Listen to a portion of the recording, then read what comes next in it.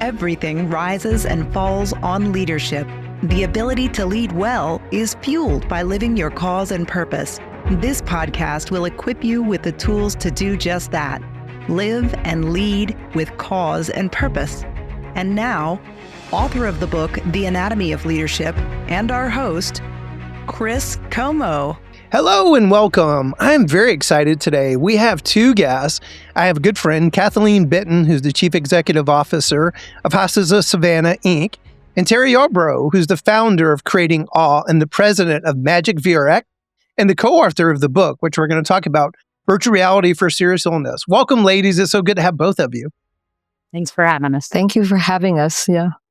Yeah, let me introduce you both. I know a lot of our audience probably knows Kathleen, but let me just introduce you with a little bit of your bio. So Kathleen Benton's the CEO of Hospice of Savannah.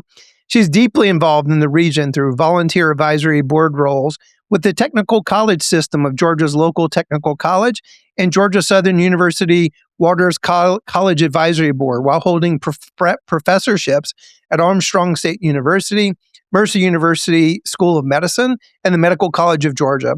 Dr. Benton holds a master's degree in medical ethics and a doctorate in public health. She has authored and reviewed numerous publications on topics such as palliative care, ethics, hospice, and communication. Her first publication, which is something near and dear to her heart, was entitled Daniel's World, a book about children with disabilities. Her other publications include The Skill of End-of-Life Communication for Clinicians, Finding Dignity at the End of Life, a spiritual reflection on palliative care, and her latest book, which we're going to talk about together with Teri, Virtual Reality for Serious Illness. She lives her vocation as the CEO of 4 joint nonprofit organizations, which includes Hospice of Savannah. And Kathleen resides in Savannah with her husband, Rex, and their 3 children, Julia, Grace, Jack, and Andrew. It's so good to have you again, Kathleen. Thanks for having me, Chris. It's good to be with you. Yeah, so let me introduce Teri. So Teri Yarbrow is president of Magica VRX, an immersive media company, and founder of Creating Awe, a VR program for healthcare facilities. She is a professor of XR medicine at Mercer University School of Medicine. She's a founding member of AMXRA and a VR evangelist. I love that, Teri. Passionate about XR healthcare strategy and immersive VR therapy. She's an Emmy and multi-award winning creative director in LA. And she created Magica, a successful digital media company known for advancing advanced technology. She initiated the VR for Good program, creating therapeutic VR for patients at Hospice of Savannah, the Stewart Center for Palliative Care. And she created Magica VRX to relieve pain, anxiety, depression, and enhance quality of life through VR therapy. Yarbrow is the leading voice in VR therapy, and she, again, is the co-author of the new book. I've got it right here, Virtual Reality for Serious Illness. And she's a featured speaker in VMAD in LA, Immersive Tech Week, and Awe. And she's been nominated for a prestigious VR award for social impact and the winner of the Telly Award for social impact. So, ladies, I didn't tell you I was going to ask you this one, but how in the heck did you two get together?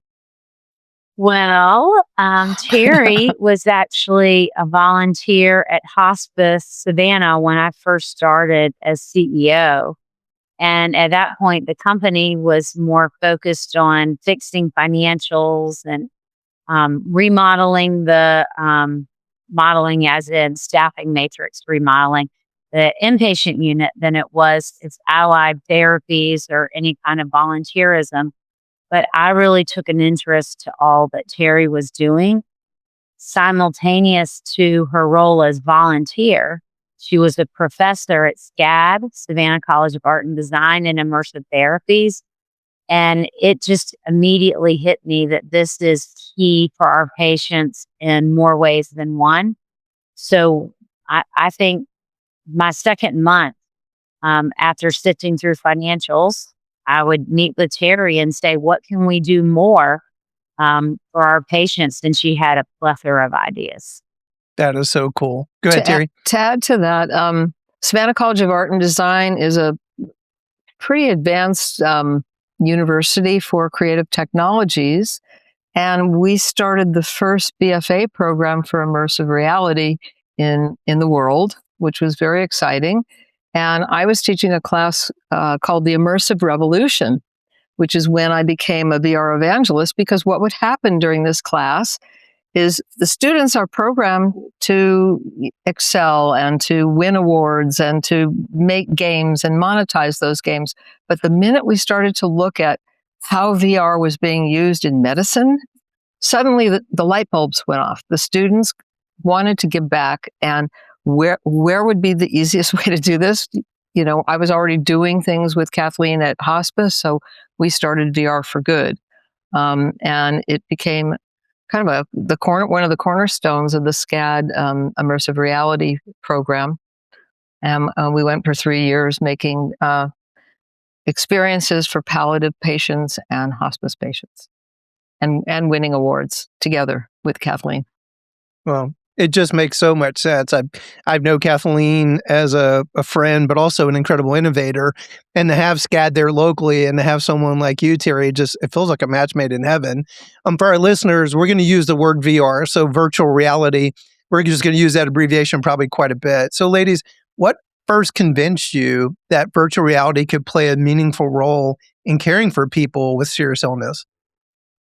In addition to teaching at SCAD and doing some volunteer work with hospice after my mother's death, I was creating immersive reality art experiences, and I did a collaboration with another professor at SCAD and the dean, and we created an experience called Radiance, which is literally standing in a shower of light. And this was shown at the Telfair Museum in Savannah, and it was an amazing experience because people that were pretty not the demographic that you would see playing with technology, they were lined up out the door of the museum and down the hall and down the stairs to get a chance to try this. And we had people saying, "I'm not afraid to die," after they did VR. And at the same time, Volunteer Services called me and they said they had a patient who was stage 4 pancreatic cancer and she wanted to go skydiving. And this was a patient that literally couldn't get out of bed. So this was really the birth of VR therapy with Hospice Savannah, because I went to her home with the head of Volunteer Services, and we found a VR experience to go skydiving that wouldn't give her a heart attack, because a lot of those experiences are with heavy metal, you jump out of the airplane and yeah. Anyways, and then we showed her Radiance, this more empathetic, spiritual, if you will, VR experience, and the light bulb went off.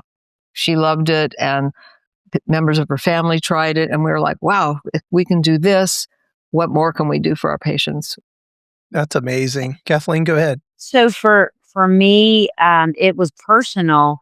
Oftentimes when I speak, most times when I speak, I'm not shy about including my youngest brother, Daniel, who was born with the same disease as the elephant man, and throughout his life had 110 surgeries and really suffered and struggled through his disease. But what he was very smart and was not cognitively affected by his illness. So he actually was a student at Savannah College of Art and Design, not at all linked with my work with Teri. This was years prior to that. And so he was an artistic individual. And prior to VR being anything of much, he would use it when you could put it, you would flip it, you'd clip these programs to your cell phone and kind of put them around your head. I mean, it was very amateur at best, VR. And he actually said the things that we are saying today, which is that patients feel very held hostage by their illness and their limitations and their environment, even if they're in a loving home life. They're not able to walk to the mailbox or go skydiving or go to Italy or do the things they once could or, just want to do for their bucket list trips. And so he said to me, this could be a way for patients to escape. So that was put in my head a few years before I even met Teri. So I think that's why I was so turned on by all of the information and the opportunities that she had created and could create for us. This is incredible.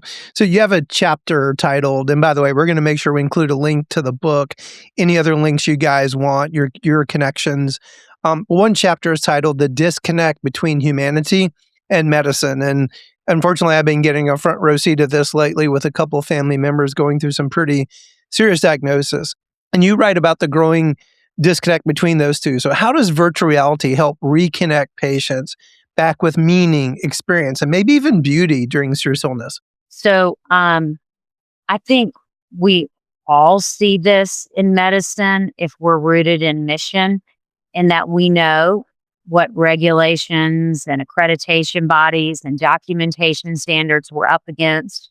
We hear our clinicians complain about how we've taken the care out of medicine all the time. And those of us who sit behind a desk, we know it too. We're not immune to the knowledge that medicine is just so heavily regulated. It's beyond that, though. It's also that it's very protocol driven. So when you come in for any kind of illness or even just an infection, it becomes, let's follow the protocol. Let's do it exactly as the protocol. And what has been taken out is the actual person, the listening, the root of where did the infection come from, the story, the patient's story, which unfortunately is very dangerous because the root of where the illness, infection, disease, et cetera, has come from probably should be considered, most definitely should be considered in how the patient is treated. And this is just not the case anymore. And I think a lot of that is pushed by revenue-based, fee-based medicine, especially in the United States.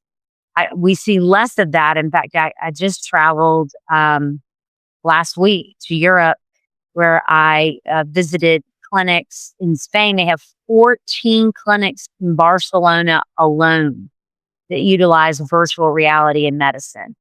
And the humanity side that virtual reality brings in is to bring them back to an experience that makes them human.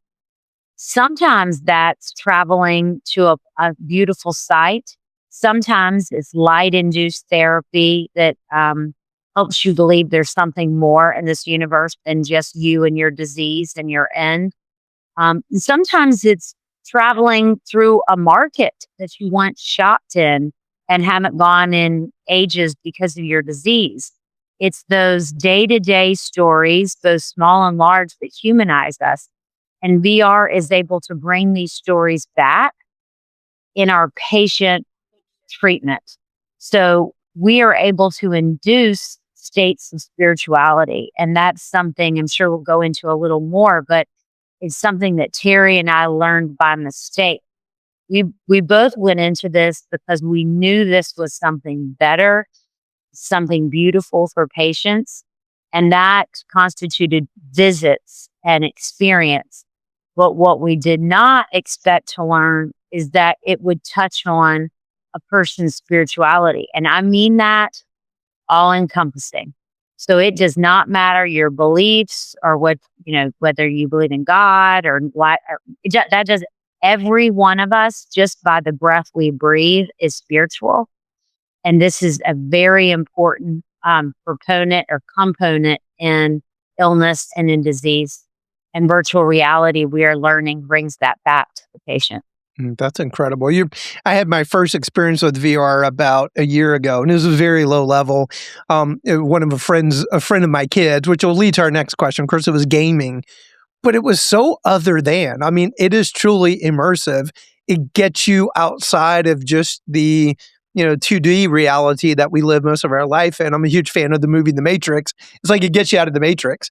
And so I could see where everything you're saying is so true. Teri, did you want to make any comment to that last question? I did. What you're describing, Chris, are the actual qualities of VR, virtual reality. And we do have medical extended reality or medical MXR. So there's VR, there's AR, there's MXR. And all of this is being kind of packaged into this extended reality designation by the FDA. And because of it, I think we're going to see more traction, in hospice care, palliative care, and some of the medical applications. But what you're describing and why it was so powerful with the gaming VR experience is you're describing the attributes of what VR does so well. And I'm a VR evangelist because VR delivers immersion. It hijacks your brain, takes your brain 30 seconds to accept a simulation. So if you are in a bed, held hostage by your disease, and you're identifying with your diagnosis, I have cancer, I'm not getting better, I've been abandoned. VR can shift your focus in a matter of 30 seconds. You can get your eyes off your diagnosis and onto something else. And what that something else is, we define as presence.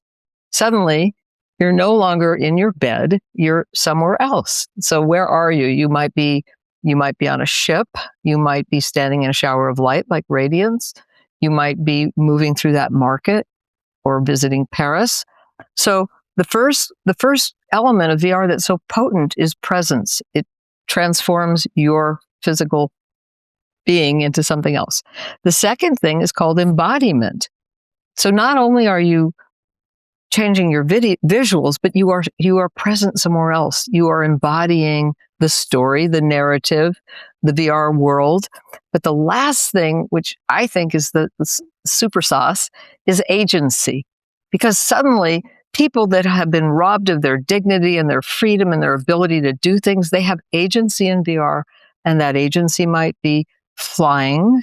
It might be swimming with dolphins, which is one of the things that has been really popular with our patients is an experience called Dolphin Swim Club, in which we take patients down, they're like 30 feet below the water, and there's a pod of dolphins around them, and just all this echolocation.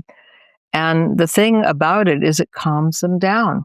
They have agency again. We're giving them back something that their disease has robbed them of. So all of this can lead to inducing awe, and we could talk a lot about that.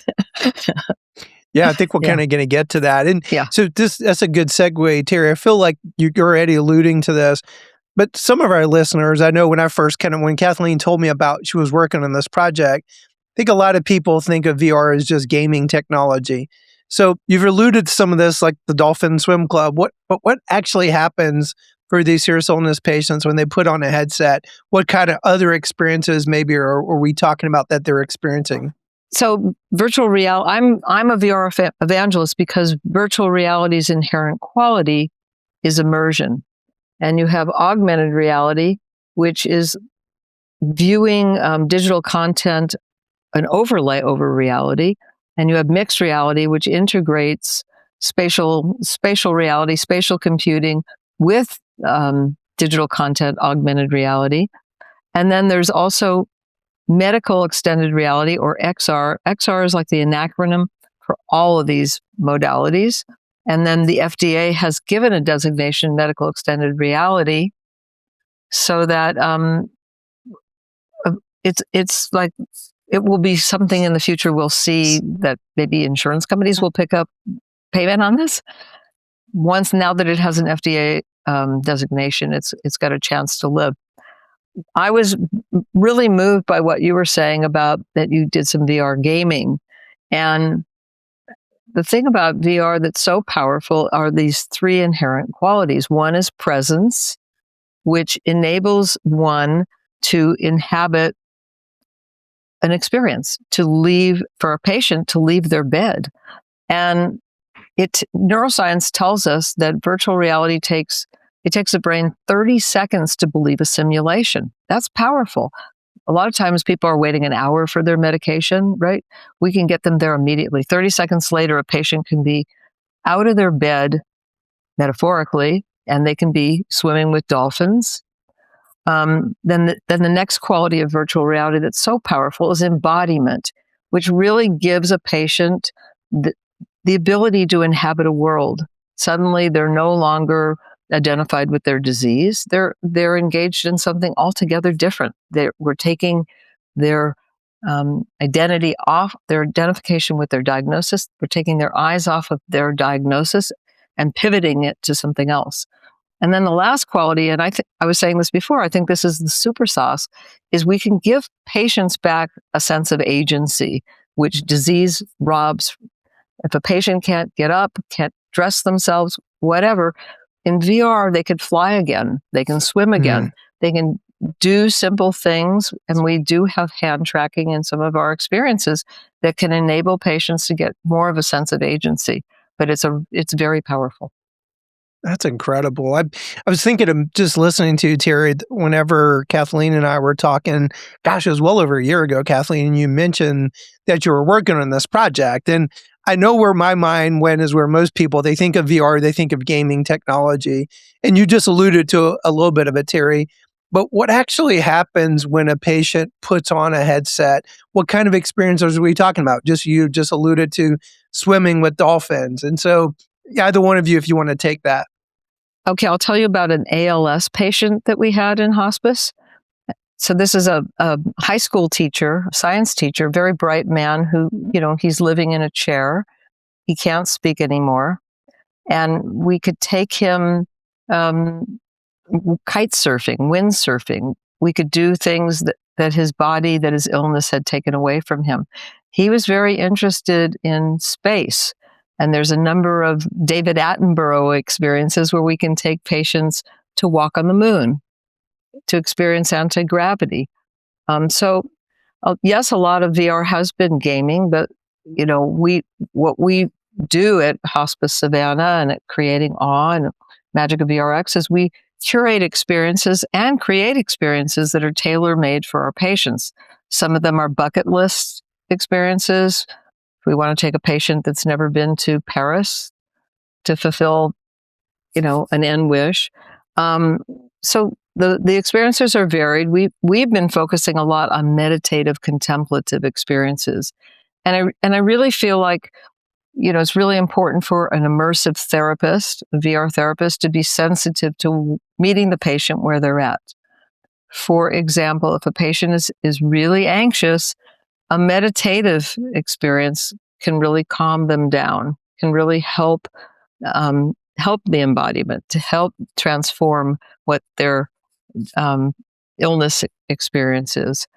So that's where something like swimming with dolphins or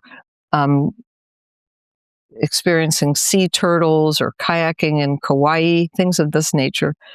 I had a patient in palliative care who had extremely low blood pressure. She was stage 4, and I don't know what her condition was. But before the VR session occurred, the nurses took her blood pressure, and it was very, very low. So we decided to do something radical. We went surfing in Tahiti, and it was amazing because this is a woman that never surfed in her life. I don't even know if she ever went to the ocean, but she was so excited. She was shooting the curl and doing all the moves and walking on the surfboard. And at the end of the session, they took her blood pressure and it was normal. She wanted to take the VR headset home. We had to wrestle it away from her. She wanted to drive herself home. And, her companion that had brought her, there was no way she was going to drive. But so certain experiences can really, increase energy, and other experiences can really help calm people down. But I will say, it occurs to me, everything that Teri is describing, if you've never had the experience, it's very hard to do it any justice.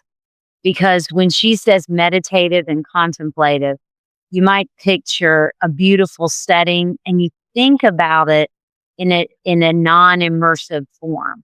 But for example, when I was just last week in Barcelona watching the content they had for their clinic, when I was in the place of meditative immersion, everywhere I looked, there was something new. So yes, I started in a beautiful scene of trees, but then I looked up and saw the northern lights. And then I turned around and there was a sky full of stars. You're immersed in that meditative scene, and it brings your brain into a different state just by being present. So yes, some of them have a beginning and an end. Some of them have a means, like the surfing. but many of them are really just to bring meaning and purpose and bring one out of your disease. Because when you have a disease, and especially when you're hovering over something serious or terminal, you're almost constantly thinking about it, whatever the symptoms or the end of the day, you're hovering over the next thing, the next medication. So this is just a way to take patients completely away from that for a short period of time. Much of the time, the endorphins that turns on in the brain stick with them, so that when they come out of the immersive therapy, they continue feeling in that same state. And it's really not something we're able to achieve with anything else in palliative or hospice medicine. That's incredible. Well, that feels like a good segue then. You have a chapter that focuses, and I love the title. It's probably my favorite one, Creating Awe, Virtual Reality for Palliative and End-of-Life Patients. So you talk about the power of awe experiences. Why is awe such an important emotion for people facing a serious or a terminal illness? Kathleen and I gave a talk last year at VMed, Virtual Medicine in Los Angeles. And the title of our talk was about using VR, the existential crisis of serious illness and virtual reality. And what we've discovered, and this is picking up on something that Kathleen was saying at the beginning, we stumbled into this idea that most of what the patients are wanting is something to address the elephant in the room, their mortality, the fact that they've been diagnosed with a terminal illness and nobody's talking about it. And there is a way with VR, with virtual reality experiences, to really induce awe. And when I say induce awe is this emotion that's as important to our well-being as thriving. Joy, it's up there with the top 5 emotions. And awe is defined as being in the presence of something bigger than yourself. And you can experience awe at the Grand Canyon. You can experience awe in nature. You can experience awe with the eyes of a newborn. The astronauts who go to space, they look back at the Earth for the first time. They coined it as the overview effect, that once you've had this experience of seeing the Earth from a different point of view, it's transformational. So our work has been to try to induce awe. And there's one of the chapters in the book is by David P. Yaden, and he's doing experiments at Johns Hopkins where he's using fMRI to record in the brain where awe occurs, and he's using VR to induce it. So we know we are using VR to induce awe for therapy. He's using VR to induce awe to record brain chemistry. So so I think awe is very, very important. And I think that once a patient has experienced awe, it can transform their idea about their mortality. And that kind of speaks to the heart of the work we're doing. I just think a lot of us take awe for granted because we don't define it. I love that it's now being studied. David Yaden studying at Johns Hopkins, because it's really giving it validity, credibility, and strength to the emotion. But in the past, it's that thing that we achieve when we're lucky enough to travel to Switzerland and see the Swiss Alps for the first time, or when we're lucky enough to into the Bahamas or a place of beautiful blue water with endless horizons. And for 5 minutes, we look at that live view and we just breathe through life and everything's okay just for that minute. And what we don't realize is that everyone doesn't have the ability to do that. Awe can even be achieved by walking outside on a beautiful spring day and witnessing birds. But again, our patients can't even always do that. So we can bring it to their recliner. We can bring that very special emotion to their recliner. And I love that we're using awe in the work that we're doing because it perpetuates and highlights how important it is. And especially in our society when everything is so intense and folks are a bit disengaged with one another. It's important to bring this in, to have a little bit of perspective for just a minute and take a breath. If that's important for all of us, it's surely important for our patients who are suffering through what might be the hardest time of their lives and what might be the last chapter of their lives. So both for themselves and their caregivers, awe to me is vital. Wow. Just listen to you, Kathleen. We did a show last year. We had a doc on and we talked about psilocybins, little psychedelics, but mostly psilocybins. But what strikes me is what they're describing is very similar to what you're describing, but I actually like the actual application. It might just be a personal bias of is how accessible you could make this. There's a lot of interesting challenges with bringing psilocybins into any space, much less end of life space, but just how accessible that you could actually make this. And right, it's a little bit what we're after with some of the pharmaceuticals we bring, but yet you're describing something like way beyond that. Of course, we're trying to relieve suffering when we bring pharmaceuticals and all the challenges that brings, but it feels like the transcendent aspect of how you're applying this is, I'm just sitting there shaking my head going, it makes so much sense.